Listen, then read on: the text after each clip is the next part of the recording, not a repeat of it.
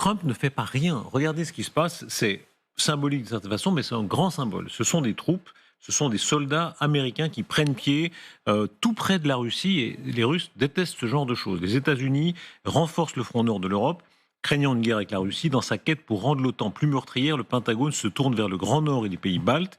Les soldats américains ont pris position dans un champ de cette île suédoise de Gotland.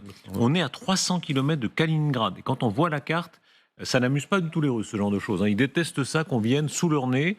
Et là, c'est un drapeau 300 km, c'est relatif. Oui. C'est chez nous, il faut arrêter de faire croire que... Mais de leur point de vue, c'est sous leur nez. Voilà. C'est Kaliningrad, leur exclave, et ont tiré leur système de roquettes mobile. Cette présence-là, c'est une façon de dire, pour l'instant, nous, on est là et on est bien là. Oui, absolument. Et ce qui est intéressant, c'est que Gotland était encore neutre il y a quelques mois. Et la belle réussite stratégique de Vladimir Poutine, c'est que maintenant, il y a un beau porte-avions de l'OTAN qui est devant, alors là, carrément posé devant Kaliningrad.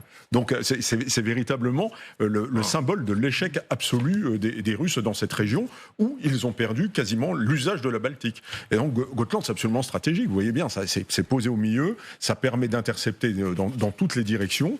Et donc, c'est véritablement peut-être l'île la plus symbolique du ralliement de la Suède et de la Finlande, qui démontre la perte de maîtrise de la Russie. Quel est le message de ces soldats américains ? C'est pas indifférent. Quand les soldats américains mettent le pied quelque part, il y a toujours un sens. Même s'ils sont peu, c'est pas le débarquement de Normandie, ça on a compris. Mais le fait qu'il y ait des soldats américains... C'est l'OTAN qui montre que le Baltique lui appartient. Mais il y a un autre sens par rapport aux Américains, c'est que le Gotland, bon, on est au sud de la Suède, mais c'est aussi...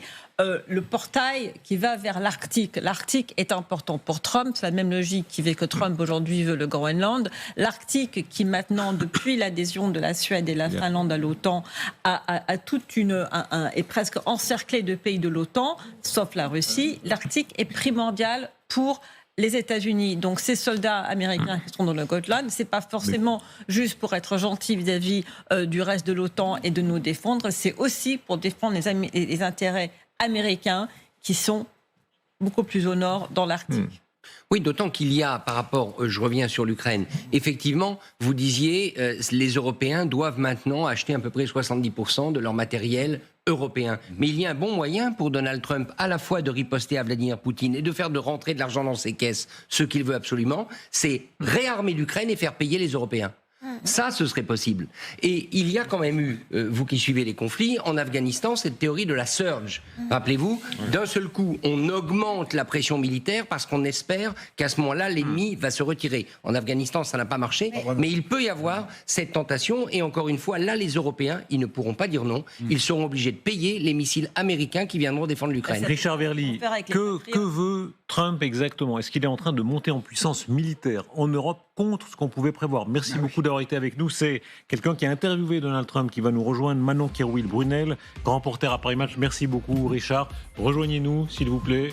Chère consoeur Manon Kerwill-Brunel, qui pour Paris Match donc avait interviewé le président américain. Bonsoir. Bonsoir. Merci beaucoup d'être là.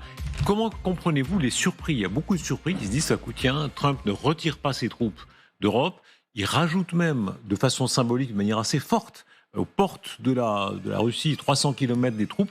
Il n'est pas pour l'instant un président qui se retire. Moi, je retiens quand même le nombre assez faible de ces troupes qui ont été dépêchées sur l'île suédoise. Enfin, pour moi, c'est pas un grand déploiement de force. J'y vois plutôt quand même une façon de ménager la chèvre et le chou, c'est-à-dire de donner des gages de sécurité aux pays baltes, qui sont quand même les premiers inquiets d'une paix potentielle au rabais avec Kiev. Donc c'est leur dire, attendez quand même, je suis là, mais en même temps c'est à moindre frais. Je veux dire, ça coûtera pas grand-chose aux contribuables américains. Ça pour lui c'est important. C'est très important, on est quand même dans la logique du deal maker, on l'a toujours été. Et là le problème pour Trump, c'est que ce deal, il se conclut pas aussi vite que ce qu'il aurait aimé. Les lauriers diplomatiques qu'il aurait pu retirer ne tombent pas comme il voudrait. Donc moi j'y vois pas un moyen de pression, j'y vois presque un alibi, en disant, écoutez, moi je fais tout ce que je peux, j'ai essayé, mais c'est quand même un signe avant-coureur, à mon avis, d'un retrait de plus en plus imminent de ces négociations qu'il n'arrive pas à mener. Guillaume. Oui, c'est vrai que c'est quand même une surprise, parce que symboliquement, tout le monde nous dit, oh là là, Trump est élu, les Américains s'en vont, puis voilà qu'ils mettent quelques soldats là, même si c'est pas beaucoup. Regardez le Gotland, c'est très joli. Oui, On recommande les vacances dans le Gotland. Pittoresque. Absolument. C'est pas très montagneux, j'ai l'impression. Il faut mieux faire du ski de fond, mais c'est symboliquement fort. Alors, est-ce que c'est un signal envoyé aux Russes, puisque vous le disiez, ce genre de choses déplaît profondément à Poutine. Honnêtement, je suis désolé parce qu'on est là pour répondre aux questions, mais je trouve que Trump est de moins en moins compréhensible sur ce conflit. Il veut dire à la fois avec ce genre de décision, ou bien après avoir dit je m'entends très bien avec Poutine, maintenant il dit Poutine est un garçon déraisonnable et il ne fait rien de ce que je lui dis. On se demande si Trump lui-même sait où il va, ou s'il n'est pas dans une espèce d'inconséquence avec des décisions de court terme, sans doute influencé par son état-major. On se souvient des déclarations très fortes du patron des forces militaires alliées en Europe, en disant « il ne faut pas qu'on parte », mais c'est difficile de savoir, à partir d'un élément comme celui-là, quelle est la stratégie globale. Rappelons les cartes, c'est-à-dire l'ampleur de l'implantation américaine en Europe. En réalité, pour l'instant, ils sont là très massivement. Quand on regarde la carte des bases américaines en Europe, il n'y a pas eu de retrait. En Allemagne notamment, ils sont au cœur du continent et ils sont bien installés. Alors, Général de Gaulle fait qu'il n'y a plus de points rouges en France, oui. Mais pour le reste, ils sont bien là. Ils sont bien là et je fais le pari qu'ils ne retireront pas leur force permanente. C'est-à-dire ils ont 65 000 hommes qui sont permanents sur des bases aériennes, Ramstein, en Italie également, la 6e flotte à Naples, etc. Donc ça, à mon avis, ils ne toucheront pas. S'ils touchent à quelque chose, ce seront les unités tournantes qui sont à la frontière polonaise et ils sont les unités qui approvisionnent, notamment qui servent à la logistique ukrainienne. Ça, ils peuvent jouer là-dessus. Ce sont des unités qui viennent, qui repartent et donc ils peuvent en retirer 10 000 sans que ça se voit trop. En revanche, stratégiquement, moi je prends le pari qu'ils ne dégraferont pas un seul homme des bases qu'ils ont, des bases otaniennes qu'ils ont. Expliquez bien, Général. Vous avez servi, vous avez été attaché de défense en Allemagne. Vous connaissez ça par cœur, cette espèce de cœur de l'Europe qui doit sûrement pas être un ventre mou. Tout sauf ça.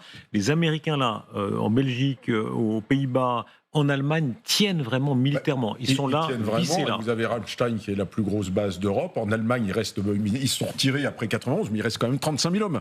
35 000 hommes, ça fait un beau corps d'armée. Quand vous savez que la force d'action terrestre française en a 77 000, c'est quand même la moitié de l'armée de terre française qui se retrouve avec des troupes qui se retirent actuellement en Allemagne. Et puis, la 6e flotte. La 6e flotte, c'est les porte-avions, c'est toute la force aéronavale qu'on voit intervenir au Moyen-Orient. Ils ne retireront jamais ces troupes-là d'Europe. J'en mets, alors là, moi, je suis prêt à le parier. Et tout ça est tout à fait opérationnel, immédiatement opérationnel. D'accord, ça fait 80 ans qu'ils sont là. Donc, si vous voulez, ils ont eu le temps d'être opérationnels. Là, il n'y a aucun doute, c'est opérationnel.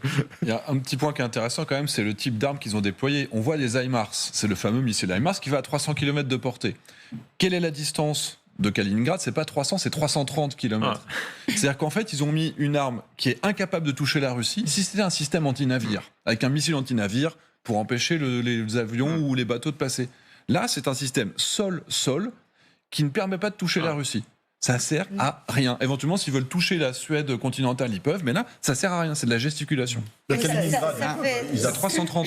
Ça plaide vraiment pour de la dissuasion low cost, quoi. C'est même pas la dissuasion. Les Russes ne sont pas à portée de Mais c'est aussi un peu la conséquence de cette incompétence de l'administration de Trump qui est arrivée. Peut-être il y avait un militaire, nous ne savons pas cette cuisine interne en détail, mais peut-être un militaire de service était déplacé par quelqu'un proche de Pete Hegseth, un autre journaliste, présentateur. En Lituanie, ça a un impact. Oui, mais même, vous voyez, ils les mettent où ils peuvent, et je dirais que la Russie... là, elle est un peu comme Kim Jong-un. On parlera de Kim Jong-un tout à l'heure, les militaires qui sont pas bons. Mais j'aime pas la comparaison, je vais vous dire tout de suite. Moi et Kim Jong-un, c'est quand même pas tout à fait la même chose. Elle a fait presque aussi peur. Voilà, vous faites peur, vous savez, c'est important de savoir faire peur, c'est très bien. Non, mais c'est pour dire que peu importe la quantité de militaires qui est installée dans n'importe quel endroit proche de la Russie, les Russes vont râler dans tous les cas. Les Américains auraient pu envoyer 2 militaires sur place juste pour regarder un peu le paysage. Les Russes auraient fait des notes diplomatiques, oui. Et c'est un peu leur position. Mais je ne pense pas que ça fait quelque chose. Et là, vous voyez, nous avons posé la question pour pour Poutine. Mais Poutine, aujourd'hui, il jubile parce qu'il se sent en position de force de partout. Il est en train d'arriver à détruire la plus grande économie du monde, américaine. On ne sait pas encore quelles sont les influences derrière Trump, derrière cette administration, derrière des différents conseillers qui entourent les décideurs, entre guillemets, qui donnent ces conseils qui font ruiner l'économie, même le mondial. Mais il réussit. Donc pourquoi pas s'arrêter aujourd'hui? Il n'a qu'à pousser, vous voyez, pour faire encore plus peur, aller plus en avant. Ça n'est pas qu'une